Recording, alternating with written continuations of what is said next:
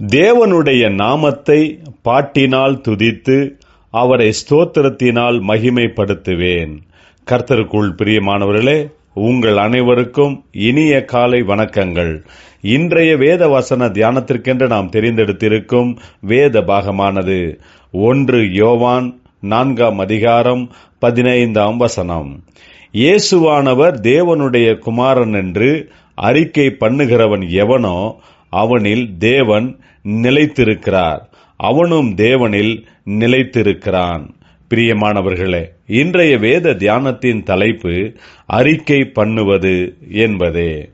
அப்போஸ்தலனாகிய யோவான் தன்னுடைய நிருபத்தில் தேவனுடைய அன்பை குறித்து மிகவும் வர்ணித்து எழுதியிருக்கிறார்.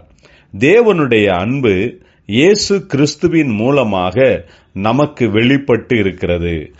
ஆண்டவர் இயேசு நம்மீது வைத்த அன்பின் நிமித்தமாக தேவனுடைய சித்தத்தின்படி தம்மைத்தாமே சிலுவையில் பலியாக ஒப்பு கொடுத்தார். யாரெல்லாம் இயேசுவானவர் தேவனுடைய குமாரன் என்று அறிக்கை பண்ணுகிறார்களோ அவர்களில் தேவன் நிலைத்திருக்கிறார், அவர்களும் தேவனுக்குள் நிலைத்திருப்பார்கள் என்கிற மிக பெரிய வெளிப்பாட்டை இங்கே யோவான் சொல்லுகிறார். தேவனுடைய அன்பின் வெளிப்பாடுதான் இயேசு கிறிஸ்து. அவருடைய கல்வாரி சிலுவையின் மரணத்தினால்தான் நாம் ரட்சிக்கப்பட்டிருக்கிறோம்.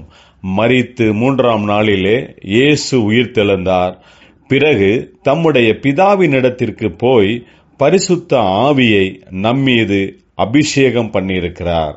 நாம் இயேசுவே தேவனுடைய குமாரன் என்று அறிந்தவர்களாக அறிக்கை செய்யும் போதுதான் தேவன் நம்மில் நிலைத்திருக்கிறார்.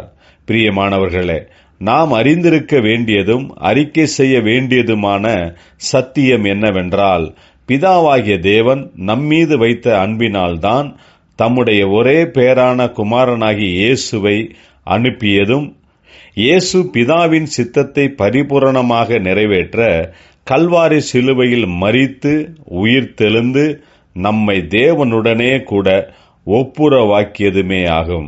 தேவனுடைய அன்பை அதிகமாக தியானிப்போம். அவருடைய பிரசன்னத்தை அளவில்லாமல் அனுபவிப்போம். ஜெபிப்போம். ஜீவனுள்ள தேவனே, உம்மையே நம்பி உம்மையே சார்ந்து கொண்டு எப்போதும் இயேசுவே தேவனுடைய குமாரன் என்று அறிக்கை செய்கிறோம். எங்களிலே நிலைத்திருந்து ஆசீர்வதியும். இயேசு கிறிஸ்துவின் நாமத்தில் ஜெபிக்கிறோம் நல்ல பிதாவே. ஆமேன்.